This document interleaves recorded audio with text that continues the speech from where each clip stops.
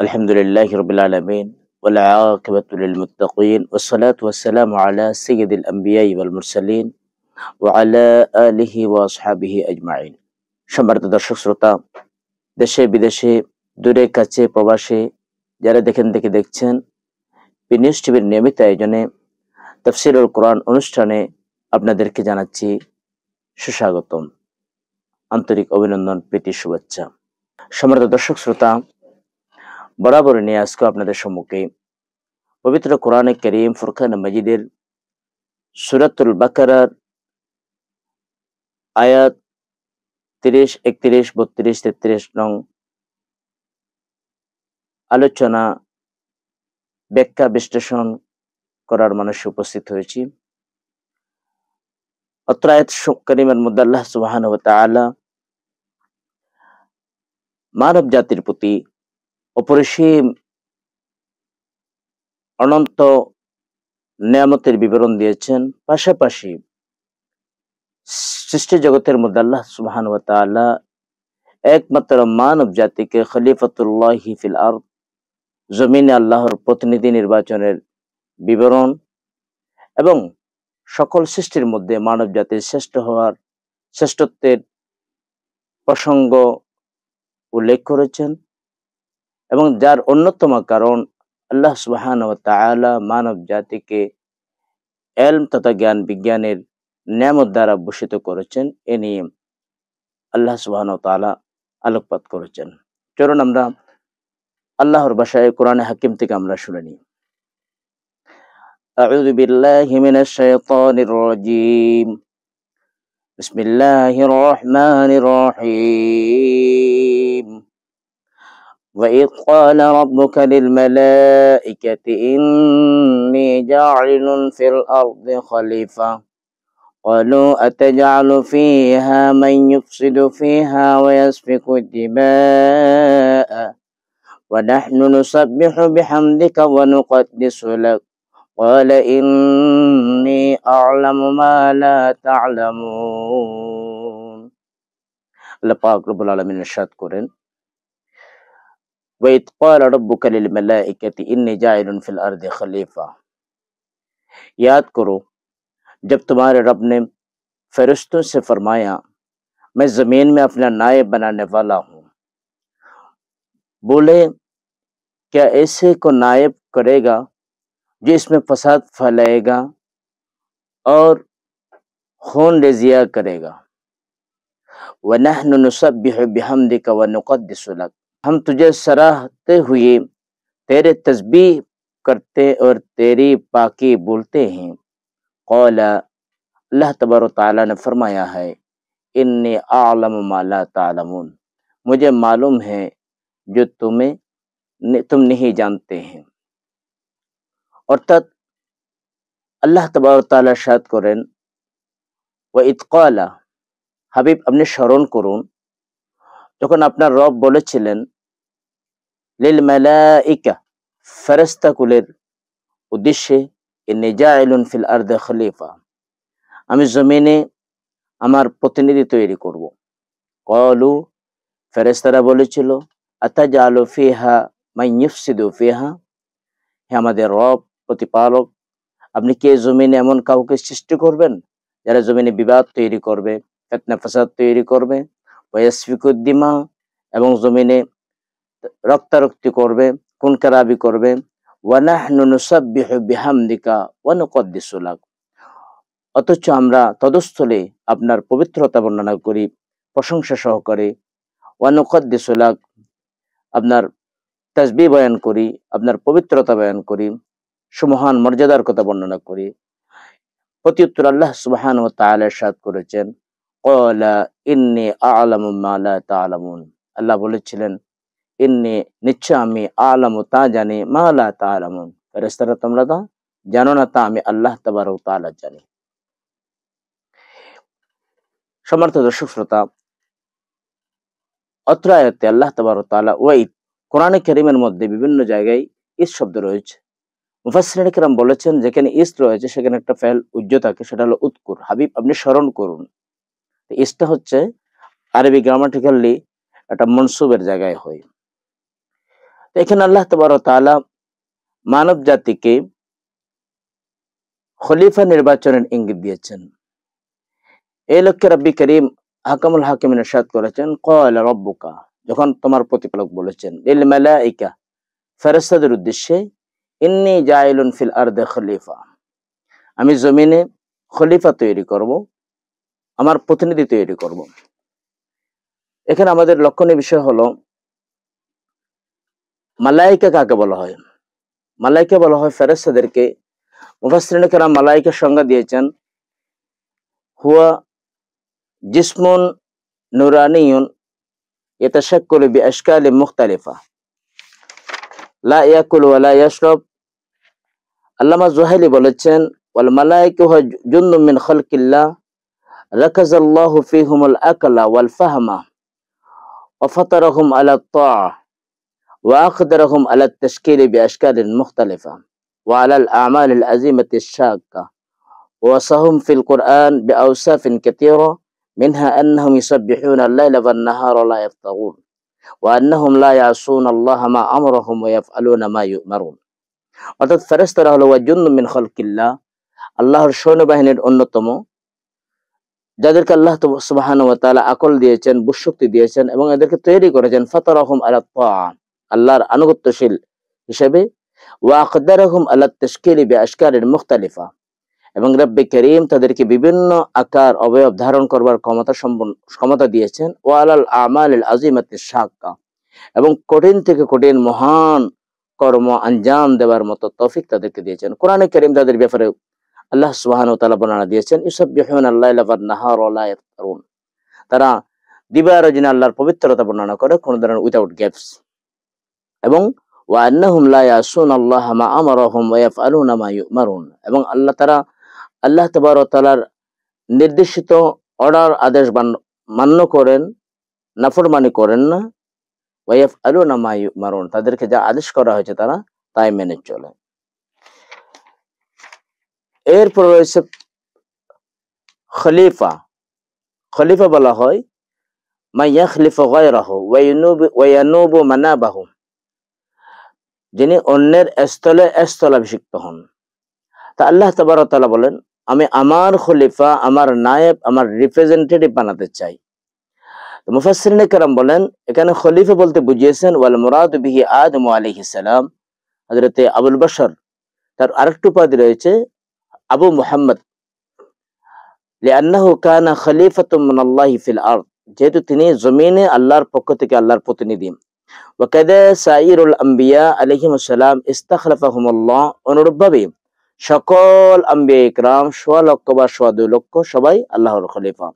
ফি ইমারাতিল আরদ, জমিনের নেতৃত্বের ক্ষেত্রে, ওয়া সিয়াসাতিন নাস, মানুষের রাজনৈতিক কর্তৃত্বের ক্ষেত্রে, ওয়া তাকমিলুন নুফুসিহিম, মানবতার গঠনের ক্ষেত্রে, ওয়া ইজরাই আহকামিহা আলাইহিম, আল্লাহর বিধিবিধান তাদের মধ্যে প্রয়োগ করবার জন্য, ওয়া তানফিযা আওয়ামিরিহি ফীহিম, এবং মানব জাতির মধ্যে আল্লাহর বিধিবিধান বাস্তবায়ন করবার জন্য।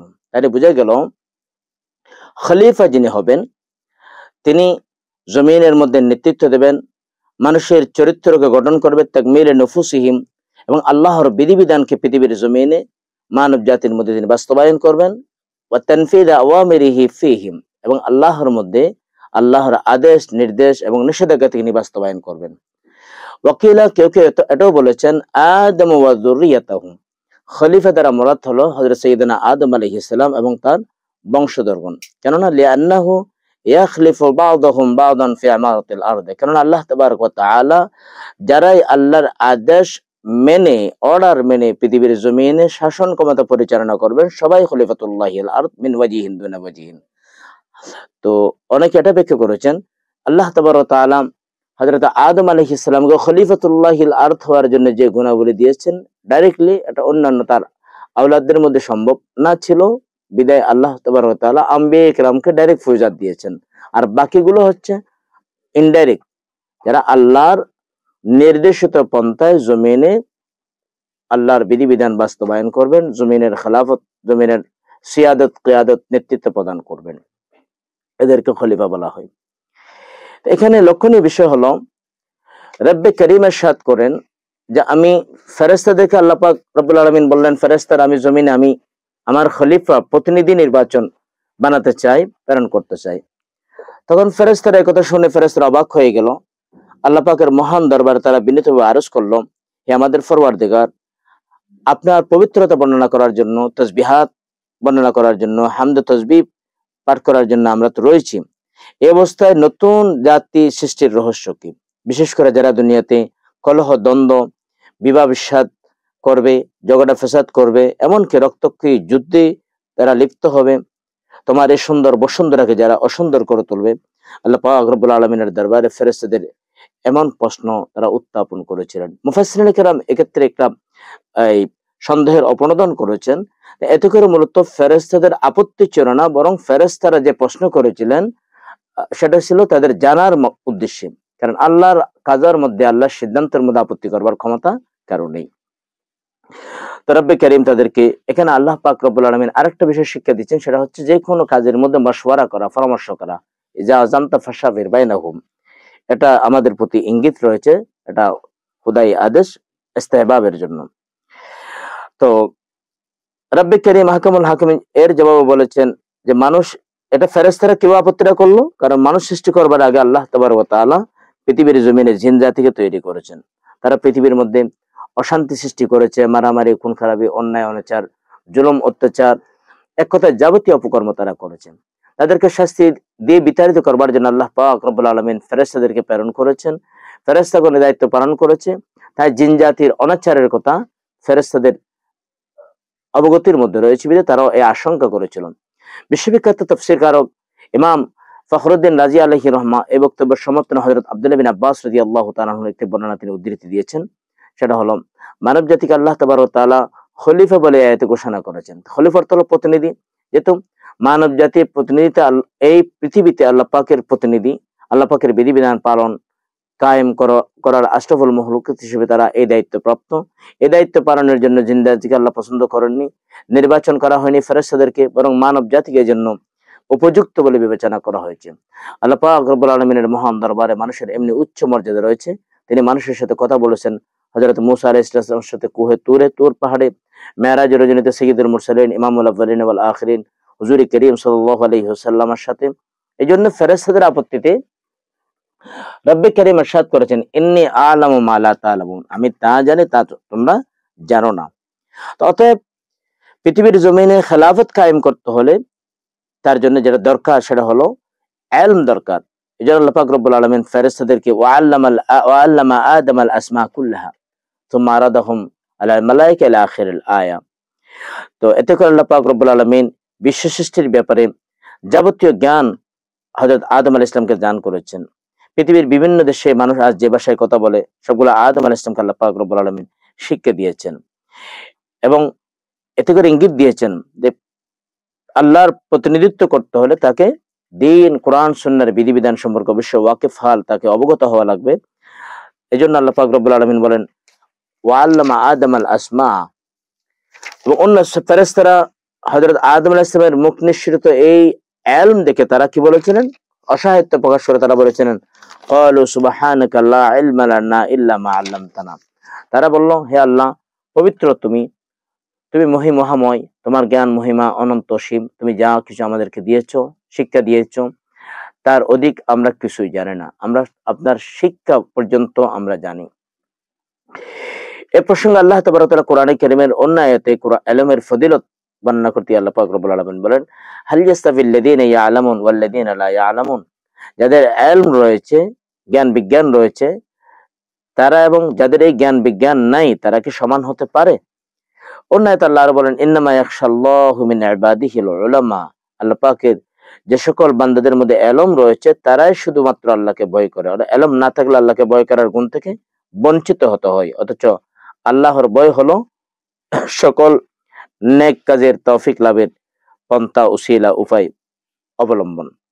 এমনকি পবিত্র কোরআন থেকে হেদায়েত লাভের পূর্ব শর্ত হলো আল্লাহর ভয়। তাই আল্লাহ পাক রব্বুল আলামিন অন্যত্র ইরশাদ করেছেন, হুদাল লিল মুত্তাকিন।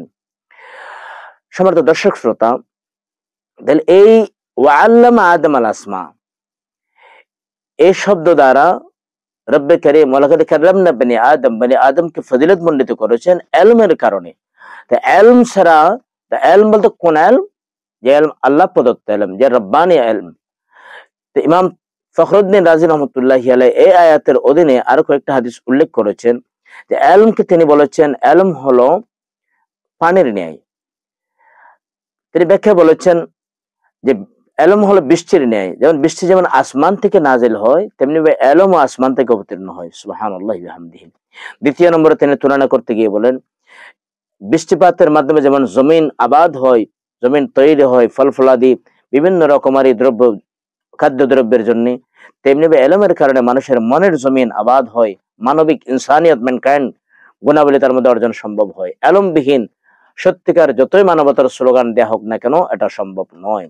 তৃতীয় নম্বর ইমাম ফখরুদ্দিন রাজি রহমতুল্লাহি আলাইহি বলেন ইলম বৃষ্টিপাত ব্যতীত জমিন যেমন ফল ফলাদি দিতে অক্ষম, তেমনি ইলম ব্যতীত আল্লাহ প্রদত্ত আল্লাহ নির্দেশিত আম্বিয়া ইকরাম আলাইহিমুস সালাতু ওয়াস সালাম কর্তৃক আনিত ইলম জ্ঞান ব্যতীত ওই মানুষ দ্বারা সঠিক আল্লাহর বন্দেগী করা, আল্লাহর বিধিবিধান মান্য করা অসম্ভব। সে যতই কল্যাণের ফুল জুড়ে উঠাক না কেন এটা আদৌ কথার ফুল জুড়ে ছাড়া বাস্তবতার কিছু নয়। তিনি আরো বলেছেন যেমনি ভাবে আকাশে বজ্রধ্বনি হলে বিদ্যুৎ চমকালে ফলে বৃষ্টিপাত হয়, তেমনি জান্নাতের আশা দুজকের কঠিন শাস্তির ভয় এই দুটিও ইলমের মাধ্যমে অর্জিত হয়। ইলমবিহীন বান্দার মধ্যে সত্যিকারের জান্নাতের তামান্না, জাহান্নামের ভয় তৈরি হয় না, কারণ শুধু জানেই না। পঞ্চম নম্বরে তিনি যে বৃষ্টির সাথে তুলনা করতে গিয়ে যেটা বলেছেন সেটা হলো বৃষ্টি যেমন সব ক্ষেত্রে উপকারিতা পূর্ণ হয় না, কোনো কোনো ক্ষেত্রে ক্ষতিরও কারণ হয়। ইলম যদি অপাত্র হয় যেমন তখন তার জন্য ইলম কল্যাণ বয়ে আনে না, ওই ইলম তার জন্য হিতের বিপরীত।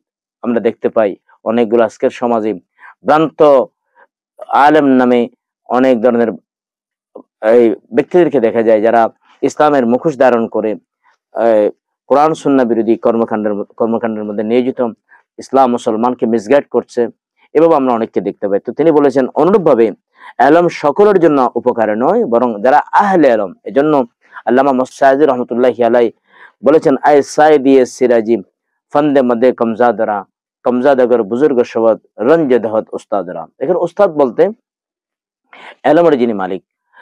হে সাইদি, ফারস্য দেশের সাইদি, তুমি অযোগ্যকে তুমি ইলম দিও না। ইলম যদি অযোগ্যকে দেওয়া হয় তাহলে ইলমের সেই হক আদায় করবে না, বরং উল্টা ইলম দ্বারা জ্ঞান দ্বারা সেই হিতের বিপরীত করবে। সম্মানিত দর্শক শ্রোতা, প্রিয় রাসূল সাল্লাল্লাহু আলাইহি ওয়াসাল্লাম এক্ষেত্রে আরো ইরশাদ করেছেন যে হুজুর বলেন আমি দুজকের শাস্তি থেকে নাজাত লাভকারী মানুষকে যদি তোমরা দেখতে চাও তাহলে ইলম অন্বেষণকারী তালেব ইলমের দিকে তোমরা দৃষ্টিপাত করো। সুবহানাল্লাহি ওয়া বিহামদিহি।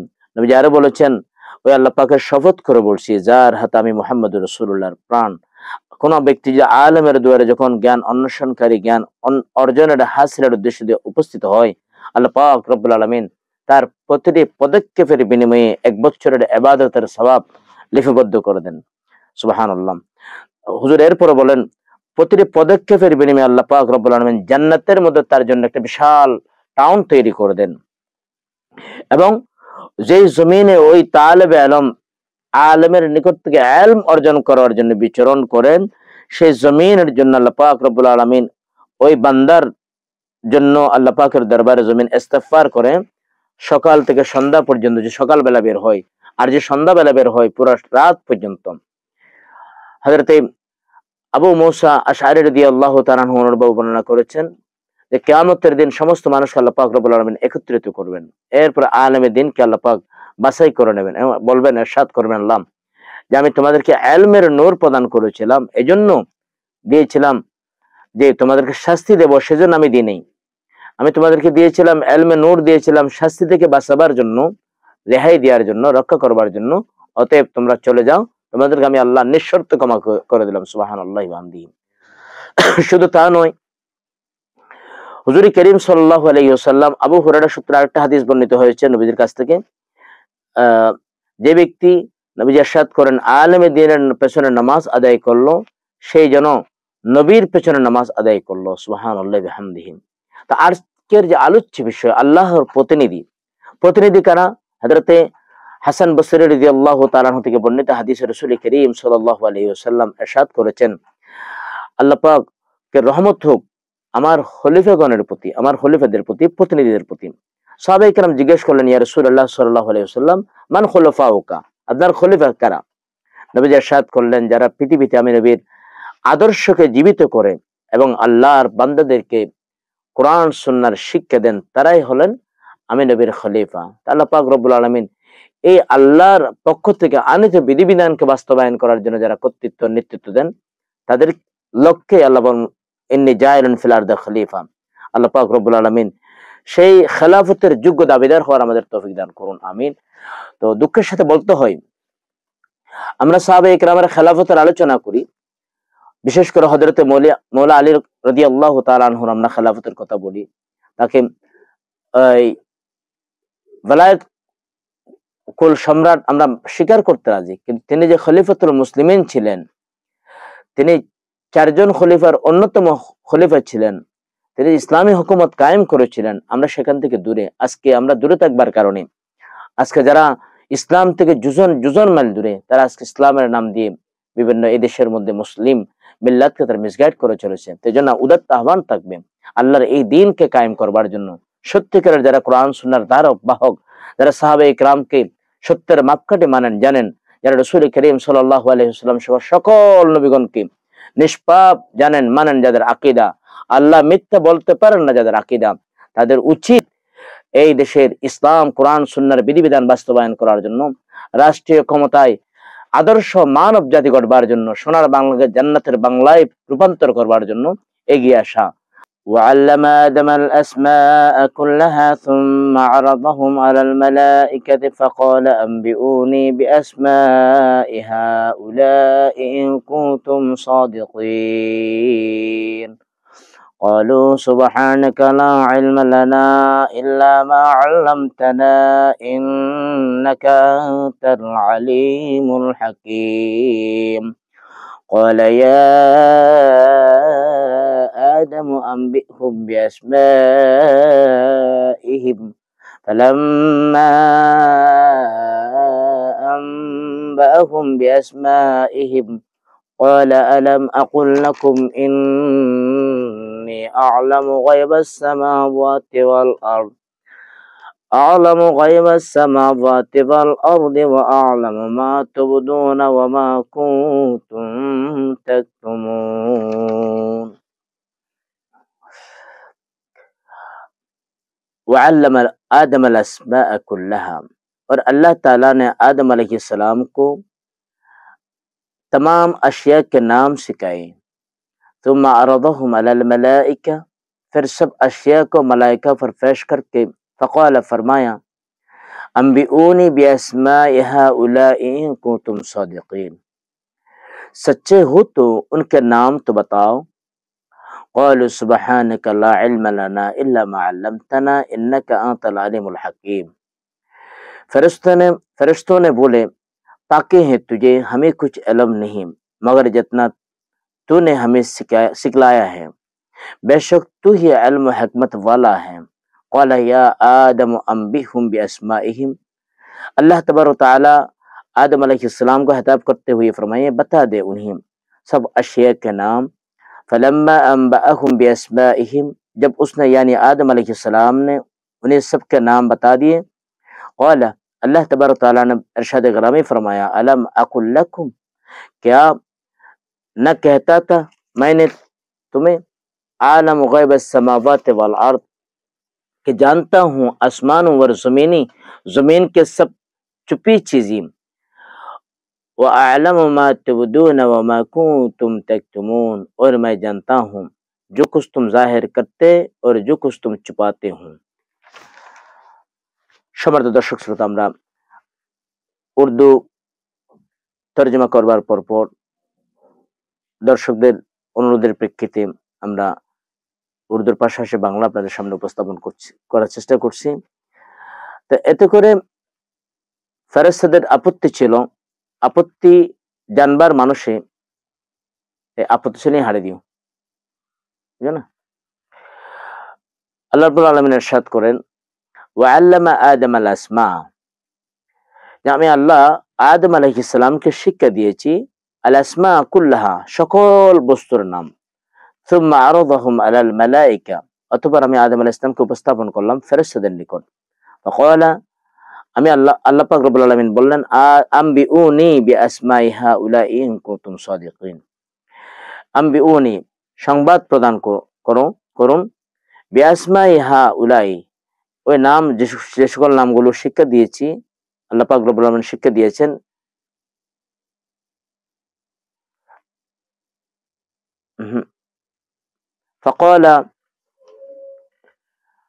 ফাকালা আম্বিউ বিআসমাই হাউলাই ইন কুনতুম সাদিকিন।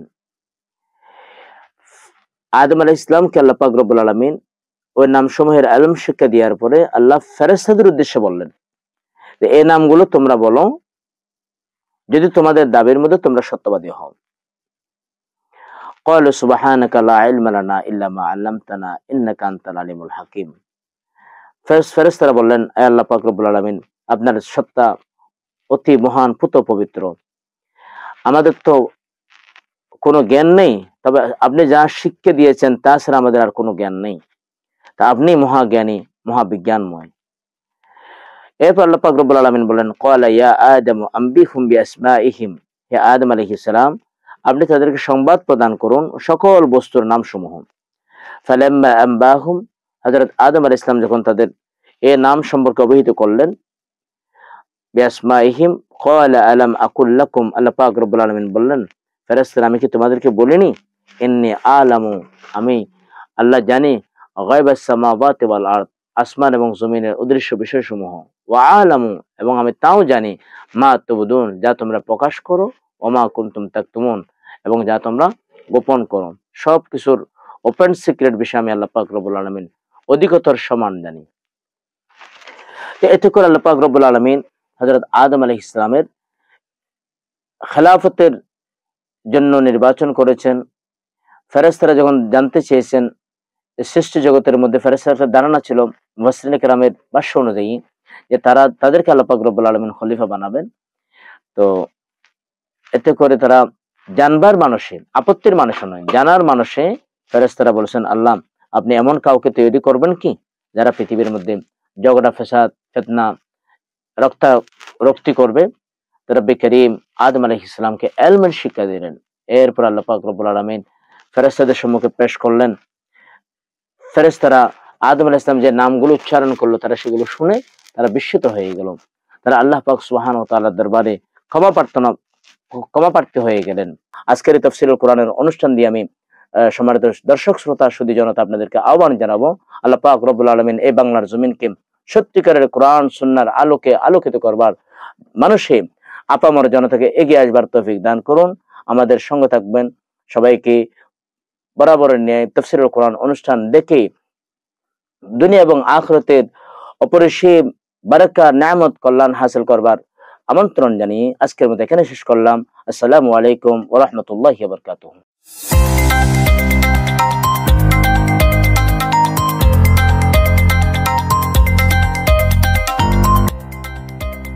সত্যের সন্ধানে নির্ভীক, P News TV।